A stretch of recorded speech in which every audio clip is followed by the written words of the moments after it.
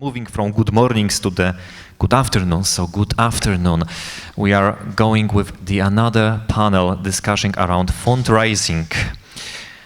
When the cause calls for that, there is sometimes a necessity to go for the external extra help. But it's sometimes a step that feels like a crossing a Rubicon. But actually we have one experience from Slovenia that will talk about the decision to go for the external help, and we'll see whether was this a positive or maybe something that should be more cautiously decided for the future. Let me remind you that every cup we have needs to be taken care of.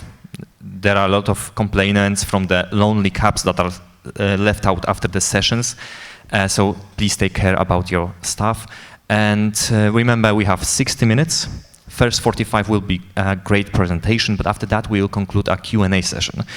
As you probably are familiar with, you will use the Eventim app. Feel free to ask the questions. And remember, you can type your own, but also upvote the ones you find interesting from the other people from the session. So be active, be engaging, and this will be for sure a rewarding experience. So without further ado, let's start the session. Hello, my name is Jiri, and I'm here just for 1 or 2 minutes. The thing I want to say is that I've been on a lot of conferences in the past 2 decades, let's say. And the thing is that I don't really like the consultants I'm becoming, like, the ones who kind of, speak a lot of the times, couple years in a row, and they are always having so much experience. So I'm kind of purposely trying to get away with it, and that's why in Gig, thank you very much. What we do is that we implemented train-the-trainer methodology. So basically, no one is really safe on their responsibilities, and every year everything shifts somehow. And with this approach, I think we should do that throughout our whole movement. No one should be secure in their own job descriptions. We should always be learning new things, testing new approaches, and also we should all be allowed to not to perform as much always and do mistakes, because that's the funniest part ever, to learn from the mistakes. I didn't follow up the creation of this session thoroughly, or if I may admit at all, so it's going to be a surprise for me as well. So I am, I guess, the most stressed person right now in this group. Anyway, there is a QR code. If you want to find out more about Gig, you can take a picture. It will be shown even after the session. And there's more information about what's going on. With that, I'm shutting the frick up, and I'm giving the room, the space, the admiration, and the thankfulness. No regrets. Thank you, my brave speakers, for stepping up. Thank you for preparing for the session, and I hope you will have a best time. Thank you.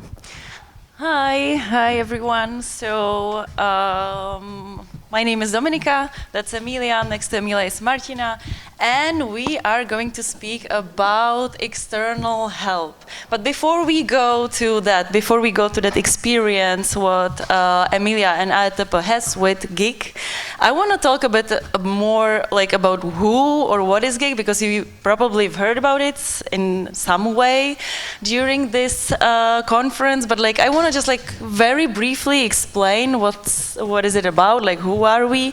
So it's growth and impact group, but the most important thing you should know, it's these my very beautiful people, the very favorite people. Actually, it's just a small group of people. We are very happy to consult. We are very happy to help building this movement, to help others, to help organizations, to share stuff, and just I don't know, we just love our job, and that's us. So basically, but how does it work? So there is Gig, but actually it's Jiri, like, to be honest, like, he's in the middle, you know, and he's the one who just, like, brought us together, these people. I don't know why he chose us, but, like, he decided to choose us for a certain reason, and that's us, and we Because you were available. Okay, you see. Great, I didn't wanted to know that, but well, and we are trying to help organizations and kind of like connecting them, helping them with their work, with their campaigns, with getting those supporters, those donors, and kind of like consult them and help them, whatever. So this is kind of happening, like we are right now connecting organizations from all over Europe, even from other continents, actually, right? So besides consulting, we also have these academies. Maybe you've heard about it as well. They're like academies about copywriting, about engagement, about meta ads, and about telefundraising. And we also are trying, like, we also have this like super cool group where we are connecting people who are going to participate, who are going to organize year-end fundraisers. And right now it's like more than 23 organizations from 24. Do you hear that? From all over the world. And we have this like super cool platform where we just like inspire each other. We share what is working, what's not working, you know, our tops and flops, and just like try to have this like super cool platform where we can really share, meet up, you know, and just like talk about stuff, and, you know, sometimes even like, I don't know, like talk about things that are not working as we wanted them to work and stuff like that. So that's Geek, and that is happening, and I just love the opportunity to be part of it.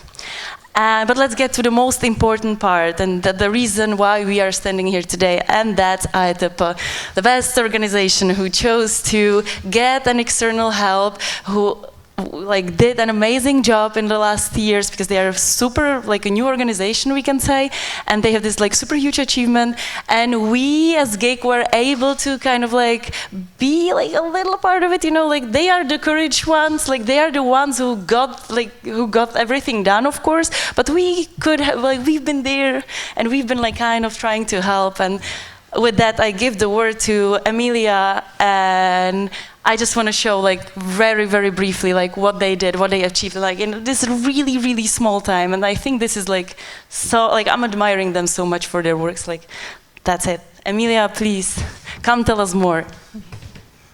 Thank you, Dominika.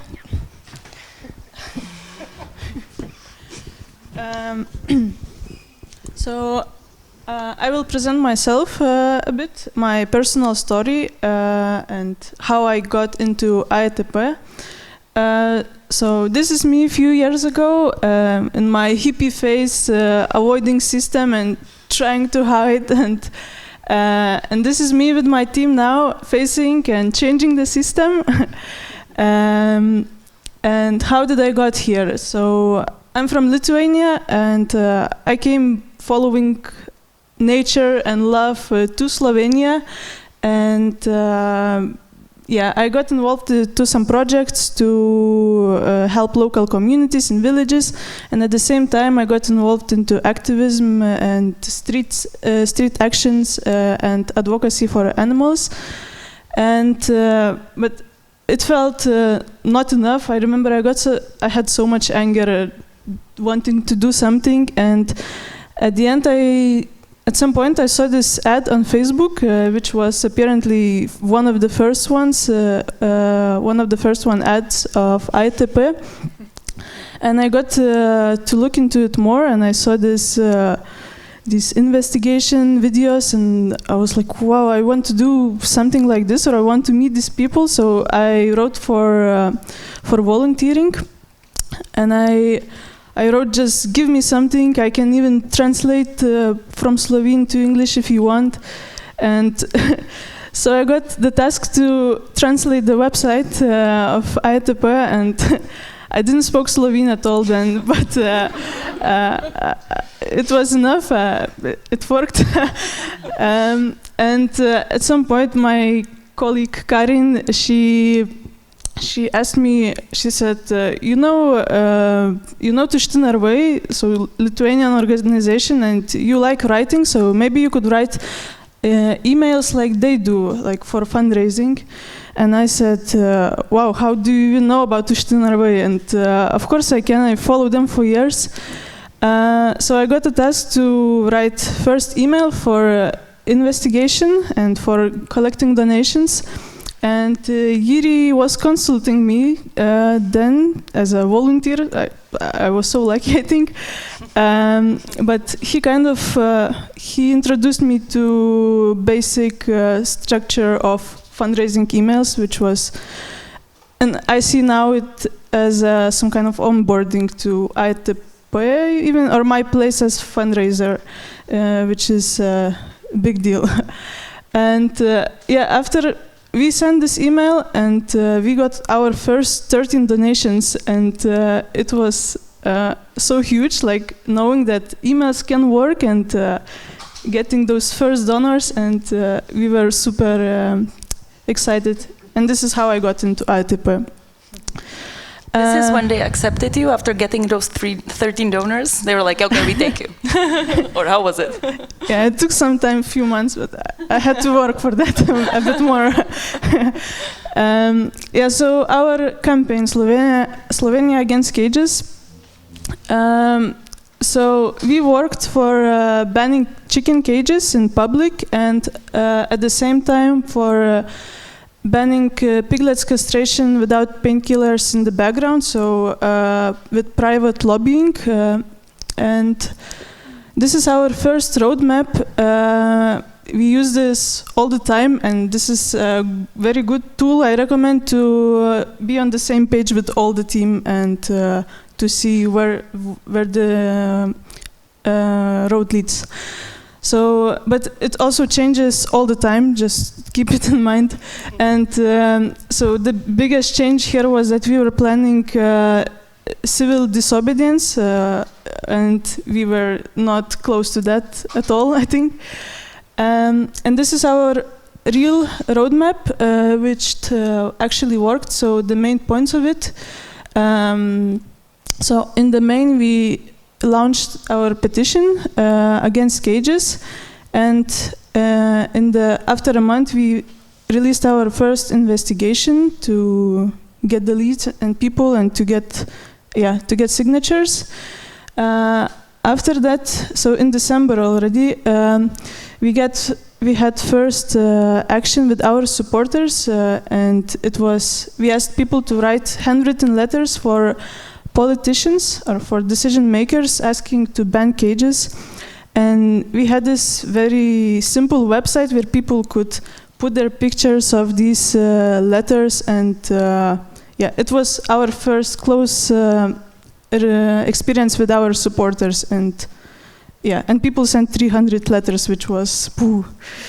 Then on May 2025, so a few months ago, we had this very important action, write emails to MPs asking to ban cages, and this was our biggest action, and people sent like 30,000 emails, and it was the main thing to put direct pressure on MPs. In June, it was the first vote on the ban, and then last investigation out to bring more attention on the issue and bring more pressure on MPs, and finally, win of the campaign. Woohoo!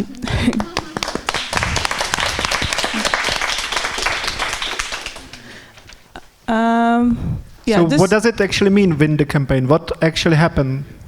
Yeah, so we banned chicken cages and piglets castration without painkillers in Slovenia.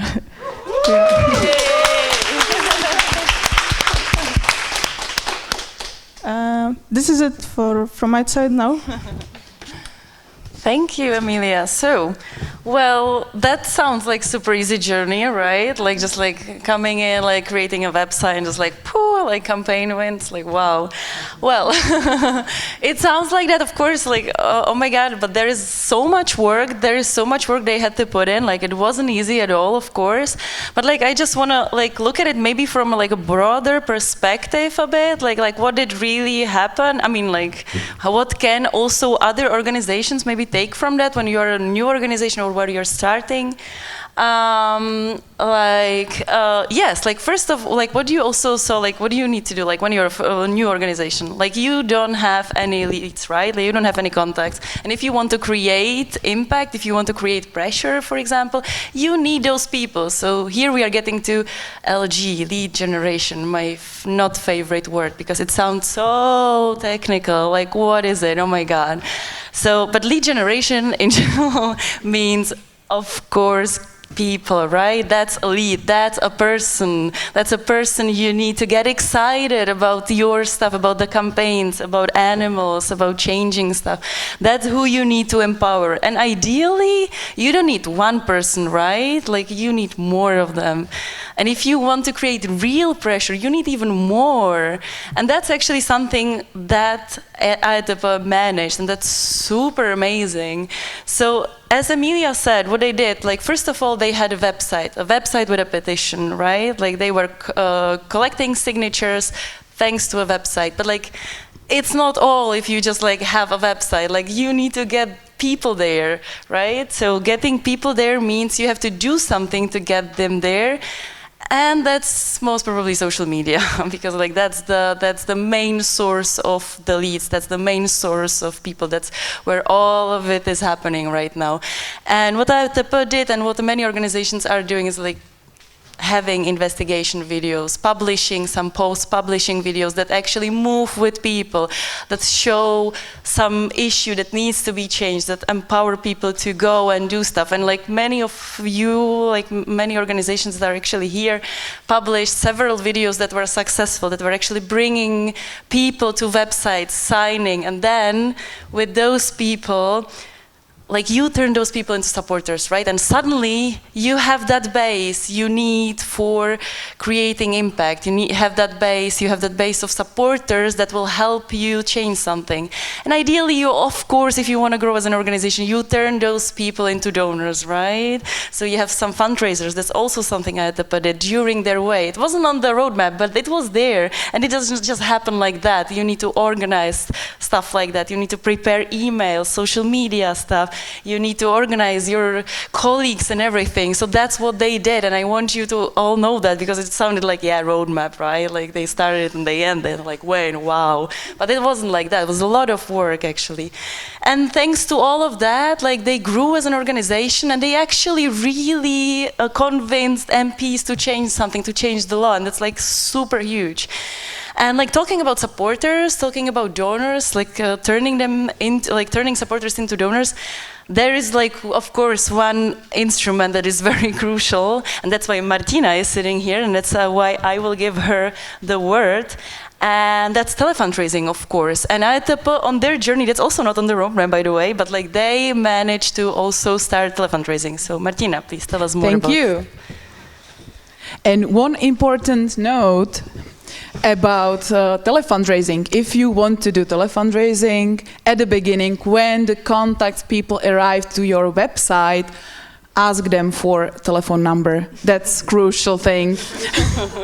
But yeah, AETP did great. They asked for telephone numbers so we can start telefundraising. We decided to, yes, let's call those people, let's call those contacts. So we train the team. We hired 2 callers, and one was internal, one coordinator, and things were happening. That was the main, that you just do the first step and start really to have conversation with those people, because I think, the fear is big that the supporters will be mad to you, that they won't be happy from those, receiving those calls. But it was happening. But, the campaign started, and things went messy. And it's obvious, it's normal that thing gets messy. So one of my trained callers disappeared she started to building the cage for offline action. That's okay, so at least I have two. And coordinator, and yeah, she was also busy with supporting volunteers and preparing for this offline action. So yeah, but at least we were calling. And the important thing, how telefundraising can support your campaign is not only getting donors, but it's also empowering people to, be active, to write to those MPs, politicians. And they were also calling to farmers and having discussion with them about other possibilities, what they will do if they, actually close the cages. So, yeah, that was a lot of things going on and a lot of different angles that it's super, super good to have someone who is not afraid to call in your organization. But, sadly, the telefundraising project stopped with the campaign, so never mind. But I would like to ask Emilia about how do you feel about calling people? Do you think that, someday in the future you can just, try it again? Maybe? Me or AETP? Oh, AETP. AETP. Yeah, I think it's on our road. Definitely, yeah. Yes, thank you. But let's get... Nobody forced her to say that, just for the record. No. I think the training shouldn't happen on the peak of the campaign. Yeah, that's right. And so let's summarize some points, key points, what is important to have before starting telefundraising, the mindset. And AETP did a great job. Samo allowed me to go there, train the callers, and actually start. Because it's really important thing in terms of getting donor, asking them for money. It's not easy, but it can be done nicely if you have the good philosophy, good approach, having meaningful conversation with supporters, and just inviting them to become more active, to become animal heroes by monthly donation. Open doors. So it's also important to have conversation with your peers, with another employees, and just, say to them, hey, we will call supporters, and it would be nice. Maybe show them how the conversation goes. Maybe play them some record with supporter, to convince them that, you are not doing some, pushy, dirty telemarketing methods, pushing them, begging for money or something like this. The boss on your side, to have conversation, convince the boss that telefundraising is something that you need, and you can have also, feedbacks from your supporters, and not only to the calls, but also, for example, to your website, to your right to website, which in AETP they had. And it was important because some people just gave to them really valuable feedbacks about the website, that something is not working, something is confusing there. And we also gain really nice, quotes from them. Why are they active in animal rights movement? Why they want to support animals? Why they want to, become monthly donors? And you can easily use it in, copy of newsletters. So, yeah.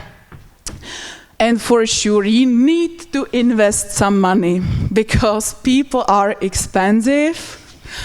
And so it's nice to, have it, you have some prediction, do some countings, and also maybe have some money also for, the salaries, if you just, want to have this as something ongoing, but you should like to have, then yeah, just be prepared. And, don't be scared to invest something, because donors will be paying monthly.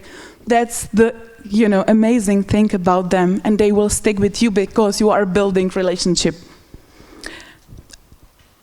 Next one, coordinator. It's, when you have callers, you need someone to take care about them, because they need support.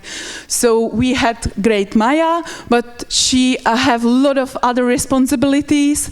So it was sometimes hard because she was coordinating volunteers, callers, everything. So at least, have someone for 50% of FTE to support those callers. And how big team in the beginning? You need to hire someone, and ideally I would start with 3 people for 50% of FTE or something like that, because very often 1/3 will just go away from you, because this is like not everyone enjoys having conversation with people on the phone. It's a little bit routinious, but it can bring you joy. And start in calm times before the campaign, ideally, because callers needs to have some self-esteem for being relaxed during the calls and be prepared for the messy times. And have some plan for sure. Be consistent, knowing what to do. Who will be calling next month. Who will be calling. The month after. How we will be getting those leads and those numbers, and so on. So to-do list, budget. Do some small predictions. Have a plan. It doesn't have to be complicated, It can be like 4 points in times. It's enough. Hire callers, prepare coordinator. It's easy, right? And what to avoid? Not to measure, because you need to judge if they are working well or not. So, Excel sheets are amazing for doing this job instead of you. So you can start from the scratch, basically. Not to inform the team, because team have to be aligned with the calling mission too. Maybe you can invite them to try it out. It works amazingly. And not celebrating successes. It's super important to celebrate, from the beginning, every monthly donor that you will get. Yep. And in the gig movement, in the telefundraising section, we have some brave ones, which is Svoboda Zvířat, Czech Republic. I work with them, and we went from like 300 monthly donors to 4,000, for sure thanks to campaigning, but also big part is calling to those leads, petition signers. So we went from like €1,000 monthly to 35,000 euro monthly in 5 years. So I think it's good. It's amazing, yeah. And another NGO is also from Czech, which is Obraz. They also have something like 4,000 monthly donors. They are calling, so good job, guys. I can see you there. And another one, Lithuanian, Tušti Narvai. They have like 2,500 monthly donors. And important thing is that they are calling like 1 year and a half, and they already have 30% of them from telefundraising, which means like 700. Whoa! And sorry, otvarte kladky, but right now, there are plans to have a telefundraising team. We have a coordinator. He's a little bit sad right now, but he will have those callers.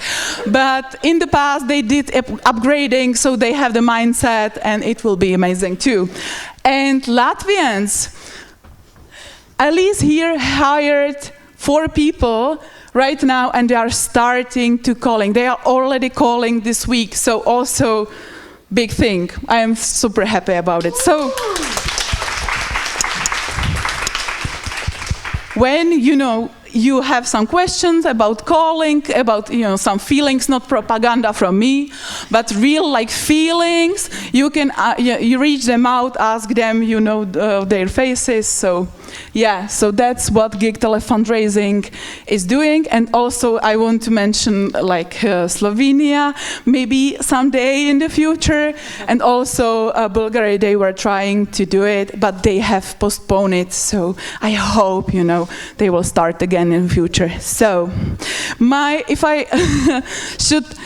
if I can have one wish, I would wish for that every organization will call to their supporters who stopped their donation, because majority of them will pick up the phone and 40% will just renew the donation. It's just super easy. Try it, please. And now I'm passing board to Emilia again. Thanks. Thank you. So to continue with where the external help came in our roadmap, so Jiri and Samo, the head of AETP, had a chat, and they talked that it was around winter 2024, and they talked that on the peak of the campaign, so in summer, we might need some help. So because we are young organization, we don't have so much experience. We are also a small team, so we might need some actual help from experienced people. And they both loved the idea. So after a few months, Martina and Dominika came to Slovenia. Martina with telefundraising to train our team, and Dominika with various things. So it was first plan was street action and engagement, but later reporting emails, with that. And so what were the expectations? Oh my God, yeah, the expectations. As already Emilia said, my role was a bit confusing, I was stand there with you will help with volunteering and stuff like that, organizing cage action. So I was totally kind of prepared for that. And we just realized nobody else was prepared for that in the organization. So we had to think of something else I will do, right? So that's something that happened. And our expectations, that was so funny. I went there and was the whole team will be waiting for me, everybody will be totally prepared to organize stuff, to go and organize the action. I'll be there just yay, everybody excited. Oh, well, Martina thought army and callers will be there, everybody prepared to call, everybody on the phone all the day, nobody wants to do anything else. Then AETP thought me and Martina will be there helping them all the time, super happy, everybody will be super excited, and everything will just go super smoothly. So that was the idea. Well, the reality, let's talk about that. It was a bit confusing, to be honest. The plans were not super clear. We had some ideas, they had some ideas, and tell us more, actually, Emilia. Yeah, so for me the feeling was that no one knew what is actually happening. So challenges here. First one was choosing the right time. So as I mentioned before, Martina and Dominika came on the peak of the campaign, and we had so many things just to do in that time, and we didn't really have capacity or time to put thinking how to integrate external help, or for what help to ask even. So this was the important realization that we would better invite for the preparation of the campaign. The other one, preparing the team for external help. So part of the team find out about Dominika and Martina 1-2 weeks ago, and their reaction was like, so what we will do with them, or now we have to suddenly come with questions, or what will this be, or why they are coming? We don't need help. We don't need help. I am here to help. Yeah, and having a clear plan. So we actually, me and Dominika had one Zoom meeting, and that was not enough.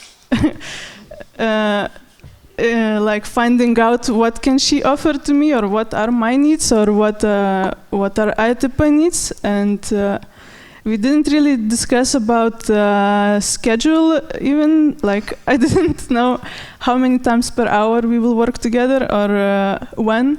So this was, yeah, it was nothing was clear basically. Like, but what worked well? Consultation on certain topics. So we talked that we could work with reporting, so we did that, or other things that we mentioned that we might work on, we did it, or any questions that came on SWAT. So spontaneous improvements, this is the benefits of in-person help. That, for example, I was working with Dominika on side by side, and I was just checking my website, AETP website, and she just saw it, and she gave like 5 points of what can be improved, and like we did it. And informal talks. This was the beautiful part of in-person help. That every time we not every time, but after job we went for drinks, for example, and anyways we always ended up talking about work, and so we discussed topics like how to handle conflicts in the organization, because it was present topic. Also like organizational structures, or previous experience working in other organizations, and these are fulfilling topics, and for me it was even inspirational. Yeah, so is there external help worth it? Yes, but online and external help takes different preparation. So with online help, it's easy to schedule a 1-hour meeting. Usually you know what you can talk in that time, but in-person help needs, I think, long preparation before that, for weeks, to actually understand what we will do once we meet for 1 week long. And yeah, so there should be clear needs, clear expectations, and a plan. It's crucial. In conclusion, so work to make it work. Yeah, what we thought more, it was that Martina and Dominika will come and some magic will happen and everything. Yeah, actually magic was happening. There were callers disappearing somewhere else. Magic. So magic also happens, but it might be not in the best way. Yeah, so next time if we take external help, we need to work before to make it work actually once we meet. Make sure you know what you will use the external help for. So it should be realistic expectations also, because, for example, okay, our team was expecting Martina to evaluate the calls, but we forgot that she doesn't understand Slovene. So, it should be realistic expectations, and basically that. And make sure everyone is on the same page. So our team and external helpers should be on the same page with, again, same expectations and talk through needs. This is it, basically. Thank you. Wait. Before we go, the most important questions, is it worth it or not? Like, just summarize it. Would you get an external help next time? Tell me. Yeah. Yeah. No, I think yes. It's a bit scary to think that there should be a lot of preparation to put energy on it. So, but I think at the end it can pay out. Yes. Thank you. Would you come next time? To Slovenia, definitely. Really? Okay, that's a happy conclusion. Thank you. Thank you.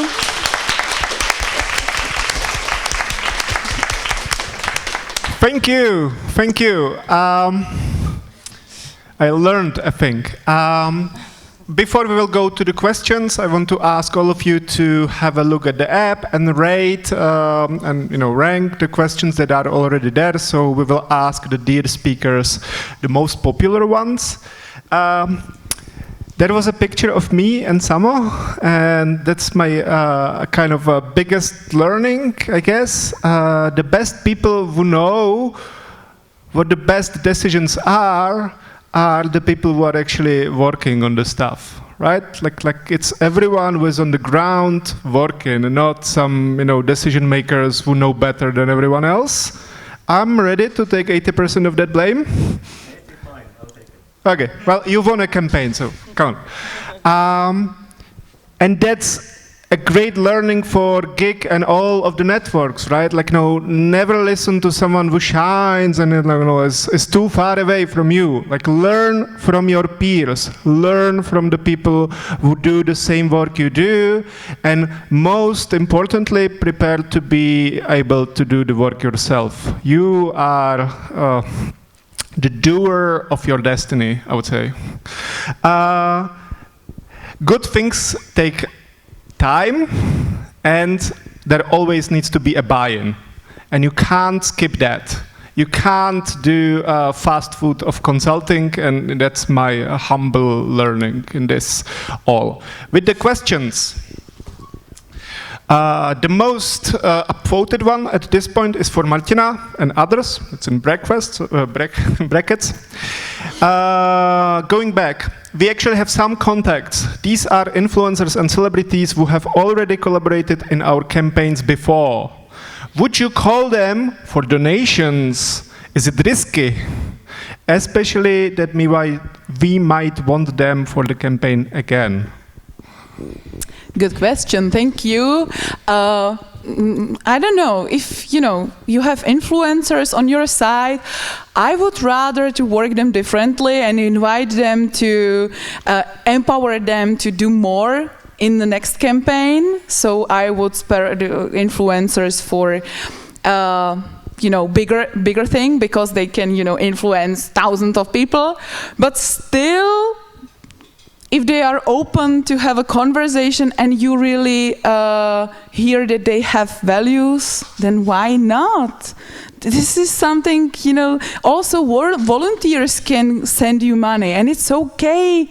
It's okay. Who else, Because when you know that someone have the values, then it's totally okay if you politely just, say to them, okay, there is another option, and this is the most, effective ones, monthly donation, because it allows to be sustainable in the future and do more campaigns and do bigger changes in our country. So I think it's not something that it's, forbidden for other groups of supporters and people you have in your database or Excel sheet. Wow. Isn't it the strongest example if you have an influencer who says he's a regular donor to your organization? I see it from that perspective. Every time I'm working with someone, I would love to have an influencer who is actually promoting monthly donations. That I wouldn't be afraid to ask my influencers. I would call maybe and pretend that I forgot that they're celebrities. Oh. No, but I think, in general, I think if we reach that everyone would be a donor, so all our team is donors, we should strike also that volunteers are donors, so of course, why not everyone else? Actually, this situation is happening very often. That our callers, or me even, we don't know all of influencers and important people and actors and so on, and we just do fundraising call, and at the end they say, oh yeah, I am an actor, I work there, so maybe you need some cooperation, maybe I can promote you, and that's happening, yeah, and that's totally okay, yeah. I'm impressed. Thank you for this answer. Emilia, this one goes directly towards you and maybe the whole AETP team. It's a risky one. Was there any internal resistance towards asking for donations in an activist-based organization? Was there any internal resistance, people not being happy with it, when with asking for donations in an organization that has been activist-based for multiple years?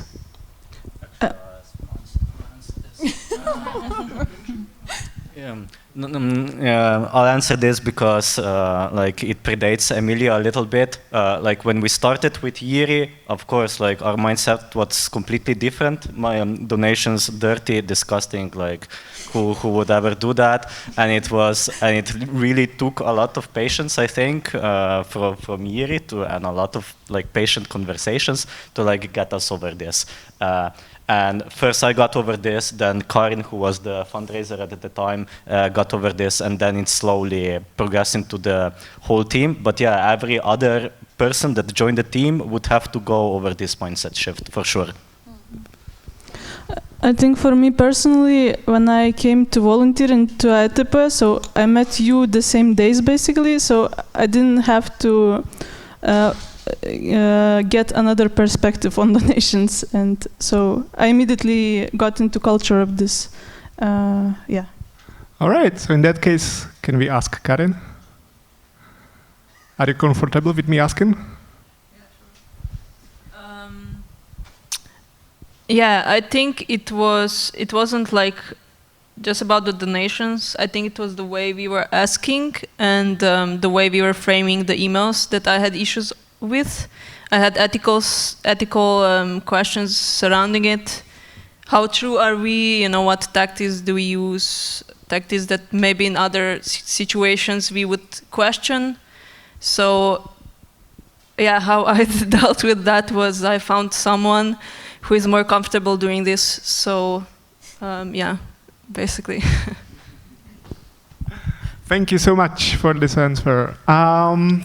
Do you have any more advice regarding how to get more leads?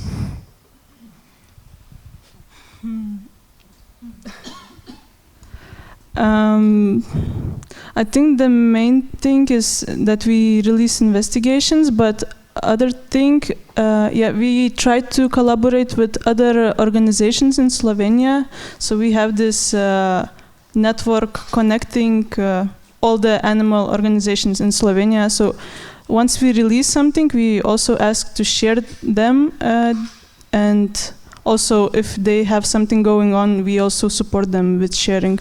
So this is, I think, it's very important part of AETP. Other things maybe you have? Do you want to add something?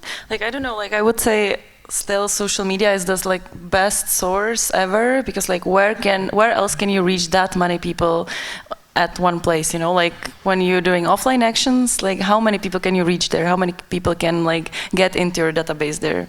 Not a lot if you compare it to a successful video, if you compare it to launching an investigation video, influencer video. Exactly, through influencers, that's another major source, right? It's still social media. I don't know any other way that would be that effective. Thank you. This one's tough one. What does preparing for working with an external help means in practical terms? How long in advance should it start? And I just maybe want to say, we are here talking mainly about the in-person help, right? Because external help, the online thing, that's not the topic of that. That's pretty easy. Like you just do calls, right? And you just, I mean, of course you prepare stuff, but like the thing we are talking here about is like in-person help, and that's the thing that's important. That's like more challenging here. Emilia, what would you recommend? Like how much work? I would say like, okay, maybe 6 meetings before, in online before meeting a person. So maybe to onboard what is our organization is doing at the moment. So to get the idea of person who gives help, but also for us to maybe find easier together to find what can we together do. Also, it's important to find out if even if there is a, I don't know, energy or brains are collaborating together, because I think not everyone is good fit to collaborate together. Yeah, I would say like a month or 2 ago, 2 months ago, to start slowly into that. Good. Now let's put on our creative hats, because all of you 3 are extremely well educated and experienced. That's a statement. Wow. I would like to ask whether you are still learning new things. If so, what was the last, most current new tip or trick or information in your field that you've learned?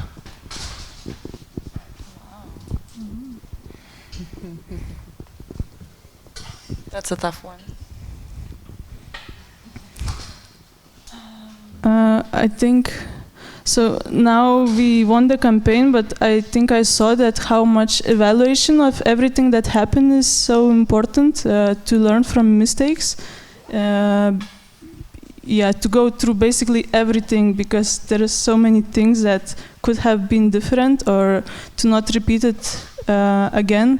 Because there is always an urge to do something new, so now already start something new, but I think we are all in our team are trying to hold back a bit ourselves to just see what happened and to process it. Yeah. I am still learning, and with fundraising, the things are a little bit, different, specific. So I would, start working with a team even like more ahead before the campaign, and I need to be more mean and more possessive about people dedicated to calling, to prevent them disappearing during the peak of campaign for doing something else, and be more ridiculous about the capacities dedicated for calling, because then it's just hard to keep the team. Actually, I had the plan, but half of people were not able to call, so we were just navigate through the situation somehow. So it was outcome for me. Be more mean and be more ridiculous about all the plans. Okay, I have one that's like pretty general, but like I'm still learning that as well, and it's like the communication is the key, like to everything. Woo. We kind of forget that all the time, like you're like, yeah, we're doing a fundraiser and like everybody knows what to do, but in the end you find out that no, like you forgot to talk to that person, you forgot to mention that you will want to do that, and I don't know, and just like making everything in the team aligned is like so crucial for success. And I think like I sometimes forget that, to talk with my boss or to talk with the campaigners when we are launching something, when we are planning something, because you think it's like so sure, you think it will just happen magically, or that everybody thinks the same, that they understand the things the same way as you do, but they usually don't. They have other ideas, they have other expectations and stuff like that. So like I am still learning that, to really make sure that I am, just like, because I'm working remotely, and like I'm still learning to actually call weekly, like really just pick up a phone and call my colleagues and say, hey, hi, how are you doing? What are we doing this week? Like, are we like aligned? Do we still agree to do that? Like, are we doing that? Do others know that we are doing that? Like, is everybody on board? And it's such a stupid thing, such a minor thing, but it makes such a huge difference. So that's what I'm still learning, actually. So even cleaning lady in your office should know about your campaign, right? Wow, yay. Yes. Do they work there? Yes. So they should be regular donors. That makes sense. Yes. What I hear in all this is that people are people too, and we never should forget that everyone else we work with is people, and people like to connect. With that, thank you very much for your participation. Thank you very much for all your questions. Hopefully you had fun.